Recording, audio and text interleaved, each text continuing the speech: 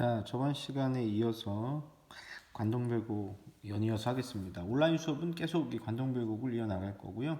해석 정도 이렇게 잘 해주시면 좋을 것 같습니다. 한 번 보시면 안 되고요. 두 번, 세 번 이제 확인해서 보셔야 됩니다. 그렇지 않으면은 이해하기가 쉽진 않죠. 수업 시간에도 얘기한 적 있을지 모르겠지만 요거 한번 해놓고 나면 계속 써먹는 거고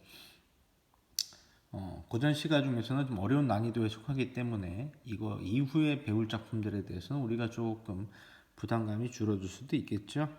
예, 그래서 아주 디테일하게 지금 하는 건 아닙니다. 그래서 전체적으로 한번 쓱 훑어본다 이 정도 느낌으로 이제 가는 거니까 들어주시면 되겠습니다. 자, 저번 시간 이어서 계속 해석해 보겠습니다. 자, 여기 앞에 여산의 지인 면목이 여기서 다 보인다라고 했을 때 이 여산이 그 중국에 있는 여산이 아니라 금강산이라고 했죠. 중국에 있는 여산도 있다. 근데 굉장히 아름답다. 그만큼 금강산이 아름답다는 뜻이다. 뭐 이런 얘기를 했습니다. 여산의 지인 면목이 여기서 다 보이는구나. 자, 이 여산, 그러니까 여기서는 말하는 금강산이겠죠. 굉장히 화려하고 변화무쌍합니다. 그것을 이 사람은 이렇게 설명을 합니다. 조화옹, 이게 조물주입니다. 조물주의 능력이 헌사토 헌사할사. 자, 헌사토 헌사할사는 야단스럽기도 야단스럽구나 이런 뜻입니다. 조물주의 능력이 야단스럽기도 야단스럽구나. 굉장히 화려하고 변화무쌍하고 다채롭다. 이 정도로 해석하면 됩니다. 그러면 어떻게 다채로운지 그거를 밑에 세 줄에 설명이 되어 있습니다. 한번 보겠습니다. 날거든 뛰디마나 섰거든 솟디마나 이렇게 되어 있죠. 날아가거든 뛰지를 말던가 서 있거든 솟지를 말던가 이런 뜻입니다. 자, 조금 다르게 해석해보면 날아가는 것 같기도 하고 뛰어가는 것 같기도 하고 서 있는 것 같기도 하고 솟아 있는 것 같기도 하다는 겁니다. 자, 직유적인 표현으로 그 밑에 이렇게 해놨습니다. 부용은 연꽃입니다. 연꽃을 꽂아놓은 것 같고요. 연꽃을 꽂아놓고 백옥은 백으로 만든 옥이겠죠. 옥을 묶어놓은 것 같고요. 동명은 동해입니다. 동해를 박차 오르는 것 같고요. 북극은 북극성이에요. 북극성. 네. 북극성을 괴다, 떠받치다 이런 뜻입니다. 떠받치고 있다. 떠받치고 있는 거와 같다. 뭐뭐 뜻 이렇게 돼 있죠. 예, 직유적인 표현으로 이렇게 얘기를 했습니다. 그리고 두 개의 봉우리를 봅니다. 바로 망고대와 혈망봉입니다. 자, 이 혈망봉을 보면서 이렇게 얘기합니다. 높구나 망고대, 외롭구나 혈망봉. 이거는 지금 정철 자기 자신의 어떤 감정이라고 볼 수도 있겠죠. 자신의 지조와 절개가 높고 자기 자신의 지금 처지가 외롭다 이렇게 볼 수도 있을 겁니다. 그래서 사물을 통해 자신의 감정을 드러내고 있습니다. 이 대라는 건 어떤 봉우리를 말하는 겁니다. 망고대와 혈망봉. 자, 이 망고대와 혈망봉에게 높다, 외롭다 이렇게 얘기했습니다. 의인적인 표현으로 사용한 거죠. 그리고 이렇게 얘기합니다. 하늘에, 여기서 하늘은 어떤 임금 뭐 이런 존재로 볼 수도 있겠죠. 하늘에 치밀어 올라 무슨 일을 사례리라 무슨 일을 아래려는가 무슨 일을 말하려고 하는가 이렇게 돼 있죠. 천만겁이 아주 오랜 세월이 지나도록 굽힐 줄 모른다. 그래서 꺾이지 않는 지조, 절개 뭐 이런 얘기를 하겠죠. 너여이고 너로구나 너 같은 이가 또 있겠는가. 서리적인 표현입니다. 서리적 표현 없다라는 거죠. 우리가 문학적으로 평서문으로 바꿔볼 수 있으면 서리법이다 이렇게 볼 수 있겠어요. 자, 너 같은 이가 또 있겠는가? 없다 이렇게 바꿔볼 수 있겠죠. 네, 서리적인 표현이다라고 보시면 됩니다. 자, 여러분들 아는 노래 중에 뭐 이런 노래 있을 겁니다. 모르는 사람도 있겠지만 금강산 찾아가자 12,000봉 뭐 이런 노래 있죠. 여기서 말하는 금강산 찾아가자 12,000봉이 바로 중항성입니다. 중항성. 자, 계심대라는 곳을 도천 다시 올라가 중앙성을 바라봤습니다. 이 중앙성이요 아주 그냥 봉우리가 12,000봉우리가 이렇게 있는 겁니다. 실제로 12,000봉우리는 아니겠고 그만큼 봉우리가 굉장히 다양하겠죠. 자, 12,000봉우리를 넉넉히 헤아려 보니 봉우리마다 맺혀 있고 끝마다 서린 기운. 무슨 얘기냐면요. 이 봉우리의 끝마다 어떤 영험한 기운이 맺혀 있다. 그리고 그 끝마다 어떤 기운이 서려 있다. 이렇게 보시면 됩니다. 뭔가 자연물을 보고 경외의 대상으로 뭔가 좀 신비롭고 뭐 이런 거를 얘기할 때 우리가 이런 식의 표현을 쓸 수가 있겠죠. 봉우리마다 맺혀 있고 끝마다 서린 기운. 그 다음에 아까 우리가 했던 어떤 표현 방법, 그 다음에 구절 뭐 이런 게 여기도 나와 있어요. 대구적인 표현이에요. 비슷하거나 같은 문장 구조가 반복이 된다. 이걸 대구라고 하는데, 자, 밑에 보니까 또 이렇게 나와 있습니다. 아까 우리 요거 본 적 있어. 비슷한 거 어디 있었죠? 여기 있네요. 날거든 뛰지를 말던가 서 있거든 솟지를 말던가. 여기 있네요. 말거든 조티를 말던가 좋거든 말띠를 말던가. 자, 조티는 좋다 이런 뜻이 아니라 깨끗하다 이런 뜻입니다. 자, 맑거든 깨끗하지를 말든가 깨끗하거든 맑지를 말든가. 무슨 얘기입니까? 맑고 깨끗하다 뭐 이런 뜻으로 해석하시면 됩니다. 자, 맑거든 좋티를 말든가 좋거든 말띠를 말든가. 뭐가? 이 봉우리마다 맺혀 있는 그 기운을 말하는 겁니다. 그래서 그 기운들 있죠? 요 기운들을 모아서 여기서 보니까 저 기운을 훑어서 모아서 훑는 거 아시죠? 다 훑어내서요. 인재를 만들고 싶구나. 인재를 만들고 싶구나. 그래서 나라 걱정하는 거죠. 나라 걱정. 우국지정하는 겁니다. 저 기운을 훑어서 인재를 만들고 싶다. 나라를 걱정한다. 이렇게 보시면 돼요. 자, 그리고 이 봉우리들의 모습이 굉장히 정적이기도 하면서 동적이기도 합니다. 여기 보니까 형용은 어떤 모습, 모양을 말하고요. 태세는 자세를 말합니다. 그래서 형용이 끝이 없고 어떤 사물의 모습이 끝이 없고요. 태세는요, 그 움직임, 동적인 거 말이에요. 이건 정적인 거, 이건 동적인 거 이렇게 보시면 되겠죠. 태세, 자세도 하도할사, 우리 중세국어에서 하다는 많다라는 뜻입니다. 그래서 자세도 굉장히 다양한 모습으로 하도할사, 많구나 이렇게 해석하면 되겠습니다. 자, 이렇게 자기가 중앙성을 바라봤더니 도저히 이건 인간이 만들 수 있는 사물이 아닌 거죠. 그래서 어떤 조물주가 이거를 뜻을 갖고 만든 거다라고 이제 생각이 드는 겁니다. 이렇게 얘기해 봅시다. 천지가 삼기실 때, 생겨날 때 자연이 되어만은 자연이 된 줄 알았는데 자연스럽게 만들어진 줄 알았는데 이제와 보게 되니 유정도 유정할사 뜻이 있기는 있구나 이런 뜻이에요. 뜻이 어떤 뜻을 가지고 만들었구나. 누가? 조물주가 이렇게 보시면 됩니다. 자, 여기까지 한번 끊어보시고요. 자, 한번 계속 해석해 볼게요. 자, 비로봉 상상두라고 있습니다. 이 사람이 다음으로 간 곳이 비로봉입니다. 비로봉. 굉장히 높은 봉우리인데요. 올라가기 쉽지 않은 봉우리입니다. 우리 뭐 가까운 곳에 있는 용봉산도 우리가 한번 올라가려면 쉽지 않죠. 근데 비로봉은 정말 어려운 봉우리입니다. 자, 이 비로봉 못 올라가면 어떻게 합니까? 안 올라가면 되죠. 꼭 굳이 올라갈 필요는 없습니다. 밑에서 뭐 이렇게 뭐 막걸리에 파전 이렇게 먹으면서 쉴 수도 있겠죠. 그런 겁니다. 자, 여기 한번 읽어볼게요. 비로봉 상상두라고 있습니다. 상상두는 꼭대기 오브 꼭대기, 가장 꼭대기, 최고 꼭대기, 꼭대기 중에 꼭대기, 제일 높은 꼭대기 뭐 이런 뜻이에요. 자, 그래서 비로봉 꼭대기에 올라가 보니까 누구인가? 없다는 거죠. 쉽지 않습니다. 자, 그런데 중국에도 이런 산이 있네. 그 산이 바로 동산 태산입니다. 굉장히 높은 산이에요. 굉장히 높은 산. 자, 동산, 태산 어디가 높을까? 뭐 비로봉하고 비교도 못할 만큼 오히려 더 높을 수도 있습니다. 자, 하지만 이 비로봉만큼 이 높은 비로봉보다도 높은 이 봉우리에 올라가 본 사람이 있습니다. 바로 공자인데요. 이 공자는 이 동산 태산에 올라가서 바라보이는 곳이 노국입니다. 굉장히 크고 넓은 중국의 땅인데요. 이 노국을 보고 좁다라고 했습니다. 좁다. 이야, 대단하죠? 부심이 장난이 아닙니다. 자, 그래서 여기서 말하고자 하는 건 이런 겁니다. 정철이 공자의 그런 큰 마음, 호연지기를 담고 싶어 한다라는 게 포인트가 될 겁니다. 자, 한번 볼게요. 여기서 다시 한번 볼게요. 비로봉 꼭대기 위에 올라가 보니까 누구인가? 동산, 태산 어디가 높을까? 노국 좁은 줄 우리는 모르지만 누가 좁다 그랬죠? 아까 공자는 좁다 그랬어요. 근데 우리는 좁다고 말할 수가 없습니다. 너무나 높기 때문에.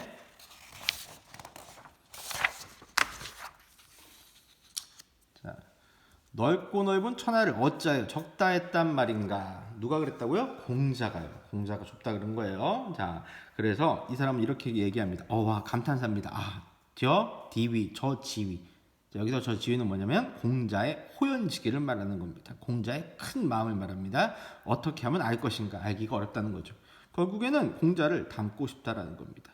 자, 그런데 여기에 이런 말이 나타납니다. 오르지 못하거니 내려감이 고이할까? 고이할까? 이상할까? 이겁니다. 오르지 못하는데 내려가는 것이 이상합니까? 그렇지 않죠. 그래서 자연에 순응하는 그런 모습을 보일 수도 있는 겁니다. 자, 그 다음에 이제 가는 곳이 사자봉입니다. 사자봉을 갑니다. 원통골 가는 길, 여기서 가는 길은 걸어가는 길은 아니고요.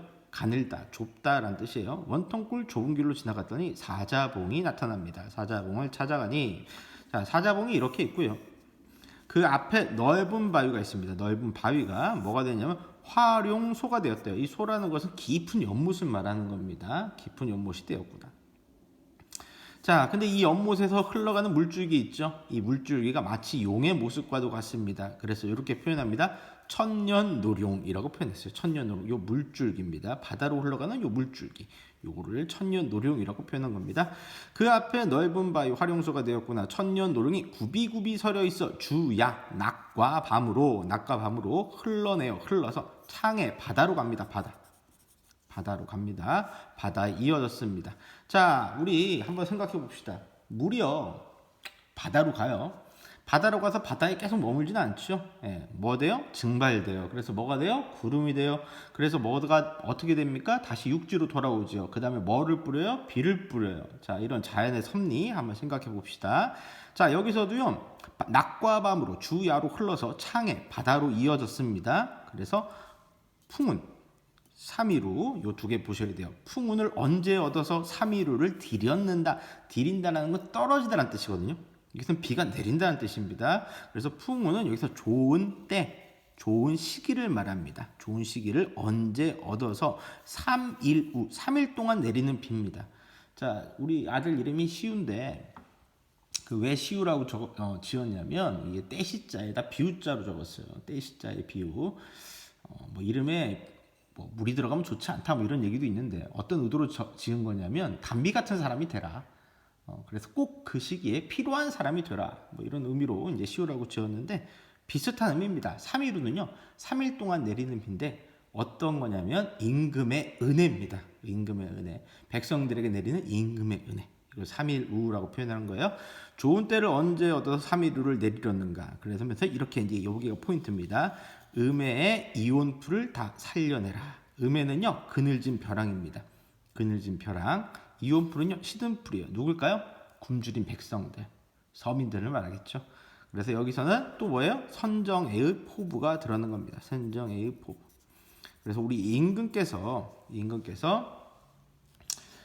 이렇게 굶주린 백성들, 어려운 백성들, 그늘진 벼랑에 살아가는 백성들, 이들을 다 살려내야 된다. 또 그런 정치를 내가 하겠다. 뭐 이런 의지가 드러나 있는 부분이다. 막 이렇게 해석하면 될 것 같습니다.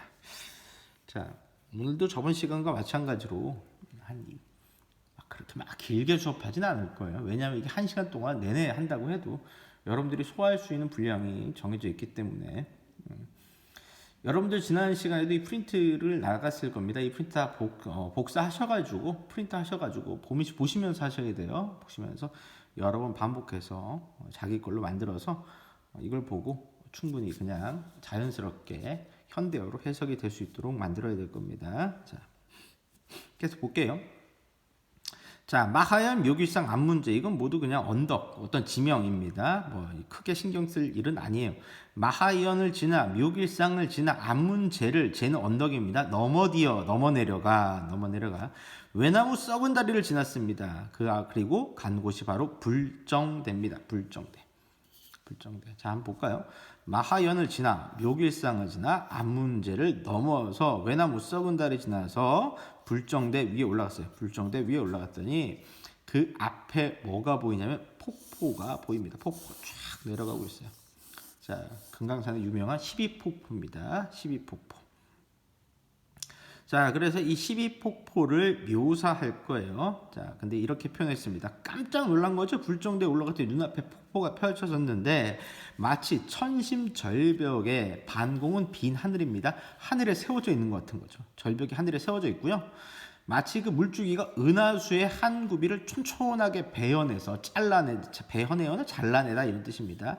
그리고 그 물줄기를 실같이, 우리 실 있죠? 실같이 풀어서 배라는 건 이제 실로 짠 옷감입니다. 옷감을 이제 걸어 놓을 수 있겠죠? 뭐 옷걸이 같은 데 걸어 놓잖아요. 그런 식이에요. 실같이 풀어서 배같이 옷감입니다. 걸어 있으니. 그래서 걸려 있다는 것이 이게 걸려 있는 거죠. 하늘에 이렇게. 절벽에 걸려 있는 겁니다. 물줄기가. 자, 그런데 이 사람 이거 처음 본 거 아닙니다. 본 적 있어요. 어디서 봤냐면 그림책으로 본 적이 있습니다. 그림책으로 12폭포가 묘사되어 있는 걸 본 거예요. 자, 그런데 실제 와서 직접 봤더니 unbelievable. 대단합니다. 믿을 수가 없는 거죠.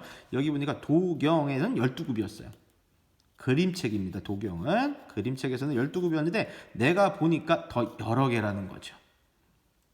이해되죠? 자, 이덕션은 이태백입니다. 중국의 유명한 시인이에요. 유명한 시인이. 근데 이 사람이 죽은 사람인데 이미 예전에 여산에 있는 폭포를 보고 아름답다라고 글을 쓴 적이 있네. 여산에 있는 폭포를 보고 아름답다라고 글을 쓴 적이 있습니다. 자, 그런데 지금 정철의 생각에는 이런 생각이 드는 거예요. 만약에 이덕션, 이태백이 다시 살아 돌아와서 나랑 얘기를 하게 된다면 서로 자랑하겠죠. 금강산의 폭포 또는 뭐 이덕션은 여산의 폭포를 얘기할 겁니다. 자랑할 거예요. 하지만 여기보다 더 낫다는 말은 하기가 힘들 거다. 내가 생각할 때. 그러니까 그만큼 금강산의 폭포가 짱이다. 뭐 이렇게 이제 해석하면 되겠죠. 예, 이덕션이 이제 있어서 곧혀 다시입니다. 다시 계속 반복이 되고 있죠. 이런 어휘들이. 자, 여기서뿐만이 아닙니다. 다른 작품에서도 계속 반복되는 거니까 좀 이렇게 익숙해져 있는 게 좋겠죠. 이덕션이 이제 있어서 다시 의논하게 된다면 여산입니다. 여산. 중국에 있는 산이라고 했죠. 여기서 여산을 직접적인 여산이 아니라 여산에 있는 폭포를 말하겠죠. 여산이 여기 도곤. 이 도곤은요. 비교 부사격 조사입니다. 중세 국어에 나와요. 여기 도곤은 여기보다입니다. 여기보다. 뭐 도곤도 있고 라바도 있고 여러 가지가 있는데 우리가 나중 수업 시간에 또 보일 기회가 있을 거예요. 여기보다 낫다는 말은 못할 것이다. 그만큼 아름답다. 뭐 이렇게 해석하면 됩니다. 자, 우리가 이제 뭐 전 시간에 했고요. 이번 시간에도 짧게 가고 있는데 사실 요거 굉장히 길지만 지금 거의 중간까지 왔어요. 중간까지. 자, 왜냐하면 우리가 금강산이 거의 끝나갑니다. 자, 이게 파트를 크게 두 파트로 나눌 수가 있거든요. 하나는 우리가 관찰사로 임명을 받아서 자기가 원주 가명에 가서 거기서 이제 잘 일을 하다가 금강산을 가는 거였잖아요. 우리가 지금 금강산을 지금 계속 보고 있잖아요.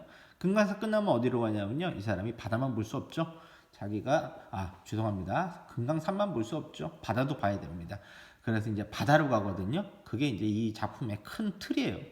그러니까 이제 거의 금강산 끝나가거든요. 거의 중간 왔다. 이렇게 보시면 됩니다. 자, 산중만, 산만, 내양 계속 보겠느냐? 동해로 가자라고 했습니다. 동해로 가자. 자, 그런데 우리가 동해로 가기 전에 뭐가 있겠냐? 가만히 보면 이제 만남이 있으면 이별이 있죠. 이별은 늘 안타까운 겁니다. 자, 여기서 이 사람이 안타까운 건 뭐냐면 이 금강산과 이별하는 거죠. 금강산의 자연과 금강산에 살아가는 생물들과 이별하는 게 안타까울 겁니다. 자, 그래서 여기 보니까 남여완보라고 했습니다.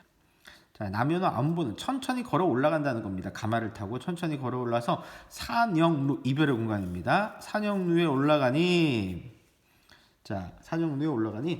영농벽계 수성대도, 이게 이제 영롱한 푸른 시냇물, 뭐 그 다음에 산새 소리 이런 건데, 자, 그렇게 해석 다 하실 필요는 없고요. 이렇게 보시면 돼요. 영농벽계 수성대도를 자연물이라고 보시면 됩니다. 금강산의 자연물, 원래는 이제 푸른 시냇물, 그 다음에 우지 있는 산새 뭐 이렇게 해석해도 되는데 그냥 자연물이라고 보시면 돼요.